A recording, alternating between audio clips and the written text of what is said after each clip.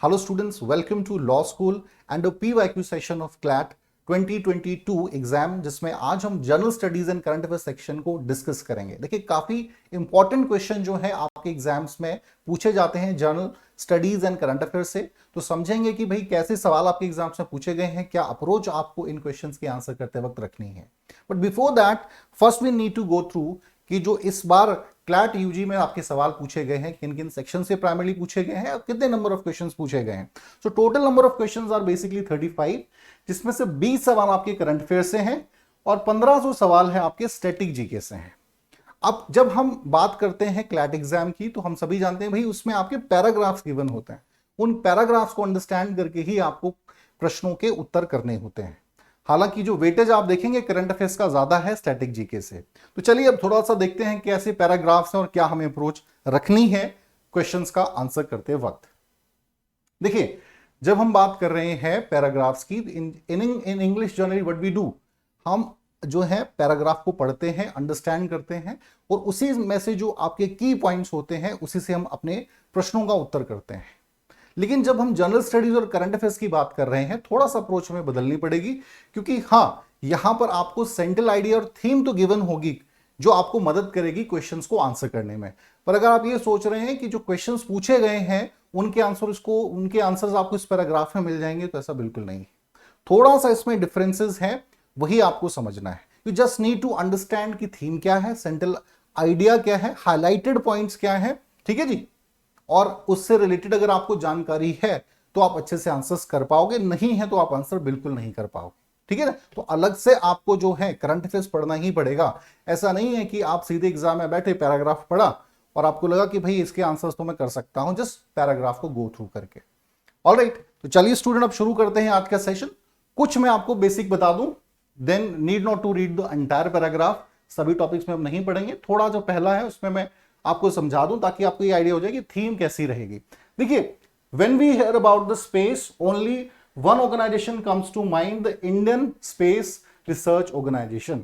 मतलब बेसिकली जो आपका टॉपिक है ये आपका इसरो से रिलेटेड है, स्टैटिक जीके का ये पार्ट है ना, करंट का एसोसिएशन नहीं है। The Indian Space Research Organisation located in Bengaluru, कहां पर स्थित है, पहली एजेंसी है। बेसिक इंफॉर्मेशन आपको जो है गिवन है इसके बारे में। अब आप क्या कर सकते हैं, ऐसा नहीं है कि आपको डायरेक्टली पूरा पैराग्राफ पढ़ना है, you just go through with the question first. पहला सवाल देखिए, name the first dedicated mission launched by ISRO for studying celestial sources in X-ray, optical and UV spectral band simultaneously। ये चार आपके ऑप्शन हैं, Amazonia, Astrosat, Gaganyaan first, lunar polar exploration mission, ठीक है। These are your options, तो काइंडली आंसर करेंगे आप इस प्रश्न का, ठीक है जी। और आप पैराग्राफ भी देख सकते हैं। देखिए, पैराग्राफ में हमने जो 4-5 लाइनें पढ़ी हैं उसमें कहीं भी इसका जिक्र नहीं है। ऑलराइट, तो जैसा मैंने कहा, आपको बस थीम, सेंट्रल आइडिया अंडरस्टैंड करने में ही मदद करेगा। प्रश्नों के उत्तर जो है अलग से ही आपको देने पड़ेंगे। तो पहला सवाल का उत्तर करें अब। Name the first dedicated mission launch by ISRO for studying celestial sources in x-ray, optical and UV spectral band simultaneously. So option B students, Astrosat जो थी ये पहली आपकी इस प्रकार की सैटेलाइट थी जिसे सेलेस्टिकल सोर्सेस को स्टडी करने के लिए भेजा गया था, ठीक है जी। तो ये इंपॉर्टेंट है student, it was said in 2015। Astronomy से इसका संबंध है। पहली ऐसी ये डेडिकेटेड मिसाइल बनी थी 2015 में, जिसको इंडियन एस्ट्रोनॉमी मिशन को टारगेट करते हुए स्टडी करने के लिए भेजा गया था। तो B is basically the right answer. Now we can talk about question number 2। APPLE the first communication satellite of ISRO was launch from, कहां से लॉन्च की गई थी APPLE? Satish Dhawan space centre Sriharikota, टेरिस, ठीक है, Kourou French Guiana, SSLV launching station Tamil Nadu. क्या सही उत्तर होगा? हाँ जी स्टूडेंट्स, अब आपको पता है कि भाई स्पेस टेक्नोलॉजी से रिलेटेड ये टॉपिक है, ठीक है जी। इसरो से इसका प्राइमरली रिलेशन है। सेंट्रल आइडिया जो है इसका वो basically in journal the entire historical aspects को ज्यादा डिस्कस इसमें करा गया है ना। तो थोड़ा सा आपको बेसिक अंदाजा टॉपिक का हो गया। लेकिन अगर ये क्वेश्चंस के आंसर आप तभी कर पाओगे अगर आपको बेसिकली आपने ये टॉपिक्स को पढ़ा है अच्छे से। तो एप्पल की बात हो रही है, सी यहां पर सही उत्तर होगा स्टूडेंट्स, क्वारू फ्रेंच गुयाना। ठीक है जी।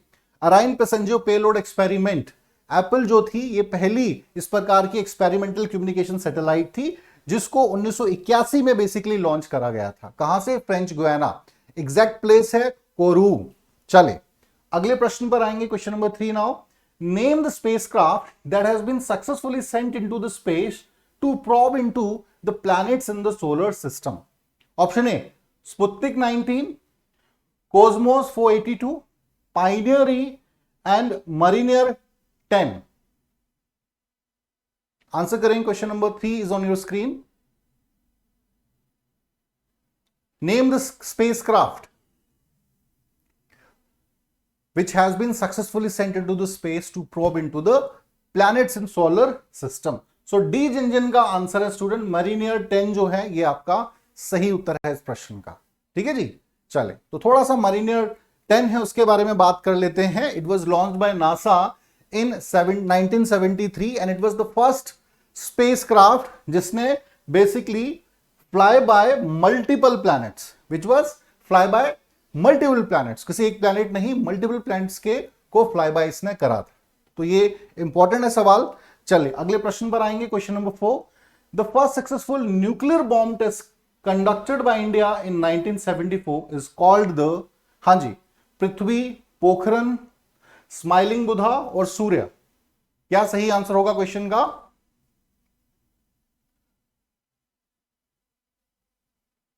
फर्स्ट सक्सेसफुल न्यूक्लियर जो टेस्ट हुआ था 1974 में इंडिया द्वारा किया गया था, उसका क्या नाम था? Smiling Buddha is the right answer. ठीक है जी। 1974 में इंडिया ने पहली बार न्यूक्लियर टेस्ट करा था और उस टेस्ट को जो नाम दिया गया था वो था स्माइलिंग बुधा। छठा देश भारत बना था जिसने न्यूक्लियर टेस्ट करा था। ठीक है नहीं, इससे पहले जो है यूएनएससी के जो परमानेंट मेंबर है 5, उन सभी को न्यूक्लियर पावर घोषित करा गया था। तो भारत जो है छठा देश बना था। चले अगला सवाल है क्वेश्चन नंबर 5।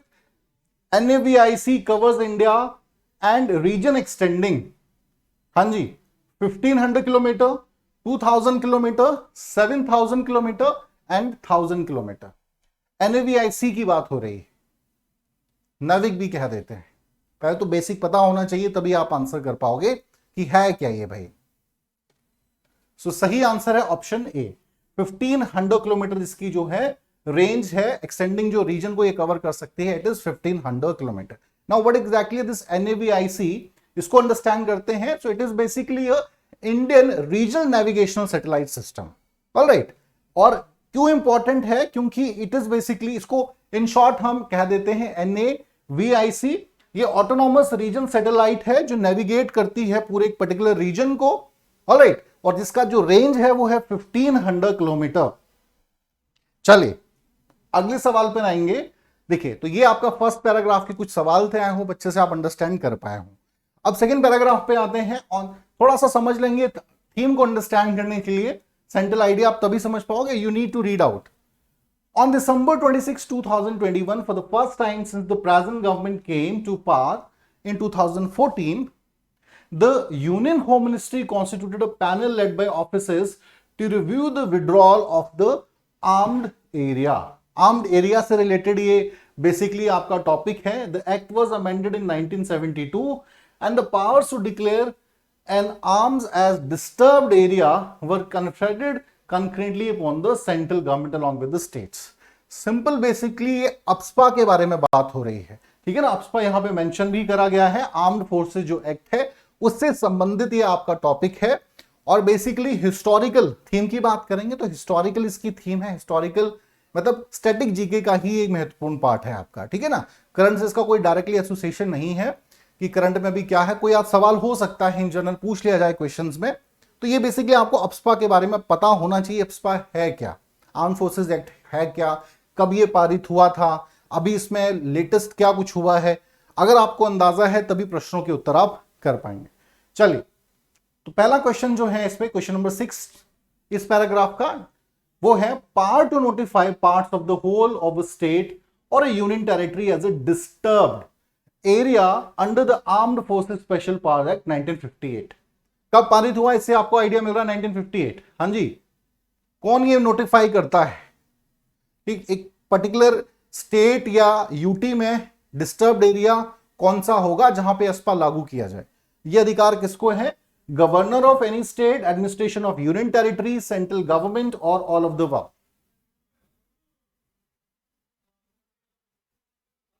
हाँ जी स्टूडेंट्स, तो डी यहां पर सही आंसर होगा, ऑल ऑफ द अबव। सभी को यह अधिकार है, सभी का एसोसिएशन रहता है जब अप्सपा लागू करना हो। गवर्नर का भी रोल होता है, एडमिनिस्ट्रेशन ऑफ यूनियन टेरिटरी का भी यहां पे इंपॉर्टेंट रोल है, सेंट्रल गवर्नमेंट का भी इन्वॉल्वमेंट रहता है। ठीक है जी, तो कह सकते हैं कि सभी का इन्वॉल्वमेंट रहेगा जब अप्सपा को किसी या डिस्टर्ब एरिया किसी पर्टिकुलर स्टेट या यूटी के हिस्से को घोषित किया जाता है। जैसे नॉर्थ ईस्टर्न स्टेट्स में अप्सपा लागू करा गया है, या जम्मू एंड कश्मीर के संदर्भ में हम ये बात कर सकते हैं। ऑलराइट, चलिए अगला क्वेश्चन है, AFSPA was introduced in Meghalaya in the year. Direct देखिए सवाल पूछा गया है ये। अब ये पैराग्राफ में आपको गिवन नहीं है, मेघालय का जिक्र हो सकता है लाइन में हिंट के लिए, लेकिन ये नहीं गिवन है पैराग्राफ में कि 1991 में था। तो जनरली जब हमारी अप्रोच क्या रहती है, जब इंग्लिश में हम पैराग्राफ्स करते हैं ना, वहां से हिंट लेके वी कैन आंसर, बट यहां पे थोड़ा सा डिफरेंस अप्रोच है। सो सी यहां पर उत्तर होगा आपका 1991। ठीक है जी, हालांकि इसे रिवोक अब कर दिया गया है मेघालय में 2018 में, after 27 years. It was implemented in 1991 and revoked in 2018। Meghalaya state की मैं बात कर रहा हूं। क्वेश्चन नंबर 8 पे आएंगे, consider the following statements about the armed forces special power act and mark the correct option. तो ये आपके दो स्टेटमेंट्स हैं, ये आपको फॉलो करनी पड़ेगी। अब स्टेटमेंट्स हैं बड़ी, तो यहां पर हो सकता है पैराग्राफ आपको मदद करे। ठीक है ना, तो देखते हैं जरा। Dictators and human rights organisation as well as many sections of civil society argue that the act often leads to excesses and require checks and balances or could alienate the people instead of integrating them with the mainstream। देखिए अप्सपा उन regions में लागू होता है जो disturbed हैं, और अप्सपा लागू होने के बाद क्या होता है कि मिलिट्री का इंटरफेरेंस डायरेक्ट हो जाएगा, आउटर इंटरफेरेंस बहुत कम रह जाता है। लॉ एंड ऑर्डर के अकॉर्डिंग चीजें नहीं हो रही हैं, मिलिट्री के अकॉर्डिंग ही चीजें हो रही हैं, आर्म्ड फोर्सेस का इंटरफेरेंस ज्यादा है। तो सवाल बहुत बार ऐसा उठता है कि क्या अप्सपा पे डिस्टर्ब्ड एरिया में चेक रहना चाहिए कि नहीं, है ना। कहीं ऐसा तो नहीं है अप्सपा के माध्यम से मिसयूज हो रहा है, क्योंकि ऐसे बहुत से केसेस जम्मू एंड कश्मीर में, नॉर्थ ईस्टर्न स्टेट्स में देखने को मिले कि भाई टारगेट किया जाता है फैमिलीज को, रेप केसेस के कंटेक्स्ट में देखा गया है। ठीक है, या मारपीट की जाती है, ऐसे बहुत से केस जो हैं वो भी निकल कर आए हैं। तो ऑफकोर्स यहाँ पे चेक एंड बैलेंस होना की चाहिए कि नहीं, ये सवाल जो है ये पूछा गया है। बिल्कुल सही स्टेटमेंट लग रही है अभी तक तो। सेकंड देखेंगे, Irom Chanu Sharmila, an activist from Manipur, became an anesthetized figure symbolizing the protest against APSPA after she set on an indefinite fast in 2000, demanding its repeal and ended its only August 2016। ठीक है जी, अप्सपा इरोम चानू शर्मिला के कंटेक्स्ट में बात हो रही है, मणिपुर से इनका संबंध है। तो ये कब ये बैठी थी आपके, बेसिकली इन्होंने जो था एक तरीके से भूख हड़ताल कर दी थी, अनशन जिसे हम कहते हैं, हंगर स्ट्राइक, इनको ड्रिप लगाई गई थी, और 16 साल ये बेसिकली हंगर स्ट्राइक पे रही हैं कि भाई अप्सपा को यहां से हटाया जाए। तो ये बिल्कुल स्टेटमेंट ये भी बिल्कुल सही है, and the first one is also correct. So C is basically the right answer here. चलिए अगले क्वेश्चन को डिस्कस करेंगे अब। अगला है आपका, इन 2005 a government appropriated 5-member committee recommended that APSPA be repealed. It suggested that the Unlawful Activities Act could be suitably amended to deal with terrorism. It made this recommendation as it felt that the APSPA created an impression that the people of the northeastern states were being targeted for hostile treatment. Who headed this committee? Basically committee 2005 में यहां पे setup करी गई है, जिसमें ये कहा गया था कि अप्सपा का जो मिसयूज हो रहा है, नॉर्थ ईस्टर्न लोगों को टारगेट किया जा रहा है, उसके स्टेटस को ये डिफाइन करती है। तो इनमें से कौन सी कमेटी है? बीपी जीवन रेड्डी, अभिषेक सिंघवी, सोली सोराबजी एंड राम जेठमलानी। हाँ जी स्टूडेंट्स, सही आंसर है ऑप्शन ए, बीपी जीवन रेड्डी। ये कमेटी गठित की गई थी 2004 में, बाद में 2015 में इसको इंट्रोड्यूस करा गया, इसके माध्यम से जो हमने डिस्कस करा है कि बीपी जीवन रेड्डी इसको प्रिजाइड ओवर कर रहे थे। और इसमें बेसिकली डिस्कस करा गया जो एट्रोसिटीज अप्सपा के माध्यम से नॉर्थ ईस्टर्न स्टेट लोगों पर हो रही हैं। ठीक है जी, सो कैसे कम किया जा सकता है। क्वेश्चन नंबर 10 को डिस्कस करेंगे। AFSPA is currently in force in Arunachal Pradesh and Assam, Nagaland and Manipur, Jammu and Kashmir, all of the above. हाँ जी student, what shall be the right answer? Question number 10 is on your screen. कहां पे फोर्स करा गया है अप्सपा को, कहां पर है इनमें से? सिंपल सवाल है, D is the right answer. ठीक है जी, करंटली हर जगह है ये, नॉर्थ ईस्टर्न में भी तकरीबन सभी स्टेट्स में ही है। आपके एक दो स्टेट्स को छोड़ दें हम तो अरुणाचल प्रदेश, असम, नागालैंड, मणिपुर, जम्मू एंड कश्मीर में भी लागू है। तो डी यहां पर सही उत्तर होगा आपका। चलिए अब थर्ड पैराग्राफ पे आते हैं। One of the justification of Russia Ukraine war, Russian leader claim that military action was necessary to stop Ukrainian attacks. अब देखिए टॉपिक का आपको क्लियर हो गया, करंट अफेयर से एसोसिएशन है, रशिया यूक्रेन वॉर से इसका रिलेशन है। अभी रिसेंटली ही रशिया और यूक्रेन का वॉर रहा। अब इससे रिलेटेड जो भी इंपॉर्टेंट फैक्ट्स हैं रशिया और यूक्रेन से, जैसे प्रेसिडेंट का नाम पूछा जा सकता है रशिया के या यूक्रेन के, वहां की करेंसी के बारे में पूछा जा सकता है, कैपिटल सिटीज के संदर्भ में पूछा जा सकता है, ऐसे क्वेश्चन जो है इससे रिलेटेड हो सकते हैं। ठीक है जी, तो चलिए यू गॉट एन आइडिया क्या चीजें हैं और किन बातों का ध्यान रखना है। पहला क्वेश्चन देखेंगे, Ukraine was part of which country during 1922 to 1999? हाँ जी students, Germany, Poland, USA and USSR, these are your options. 1922 से 1991 तक यूक्रेन किस देश का हिस्सा रहा? तो डी यहां पर सही आंसर होगा, यूएसएसआर। ठीक है जी, जब आपका डिसेंट्रलाइजेशन यूएसएसआर का हुआ है 1991 में, तभी आपका यूक्रेन सेपरेट हुआ है यूएसएसआर से। इससे पहले आपके रशिया का ही एक पार्ट था, सोवियत यूनियन जिसे हम कहते हैं। Question number 12, who is the president of Ukraine? Ukraine के प्रेसिडेंट बहुत ज्यादा न्यूज में रहे हैं students, Vladimir Zelensky, Vladimir Zelensky, Vladimir Zelensky and Vladimir Zelensky.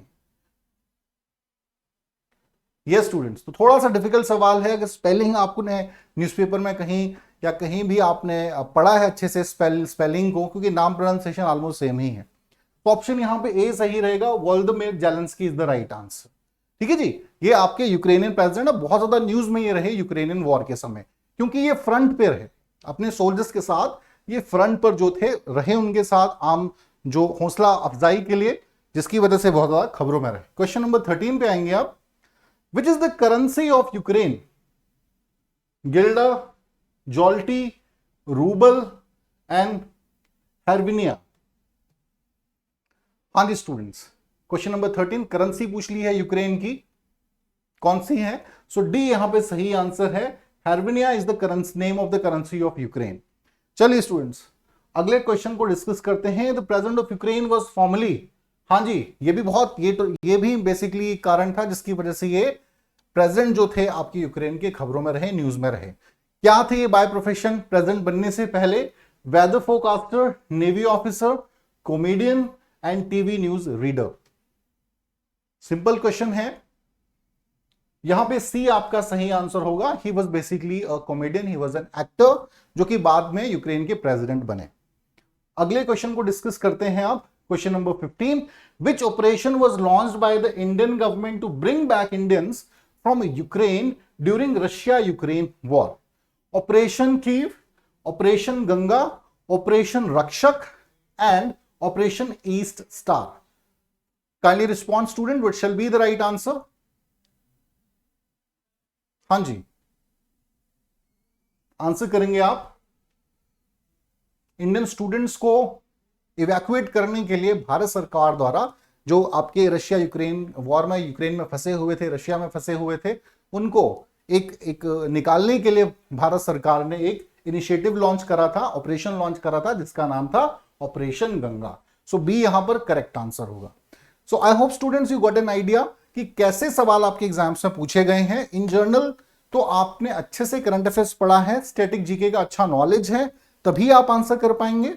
थोड़ा सा आपको जो आइडिया है वो पैसेजेस के माध्यम से जरूर मिल रहा है, थीम को अंडरस्टैंड करने में, सेंट्रल आइडिया को अंडरस्टैंड करने में कि भाई, और ये भी समझने में कि भाई स्टैटिक टॉपिक है, या फिर आपका करंट अफेयर से रिलेटेड ये आपके प्रश्न पूछे गए हैं। तो चलिए स्टूडेंट्स, आज के लिए इतना ही। आई होप अच्छे से समझ पाए हो। इसका जो रेस्ट ऑफ पार्ट है, जो ये फर्स्ट सेक्शन हम डिस्कस कर रहे हैं, सेकंड सेक्शन क्लैट के आपके जर्नल स्टडीज का नेक्स्ट लेक्चर में हम आपके साथ डिस्कस करेंगे। तो आज के लिए इतना ही। Thank you very much.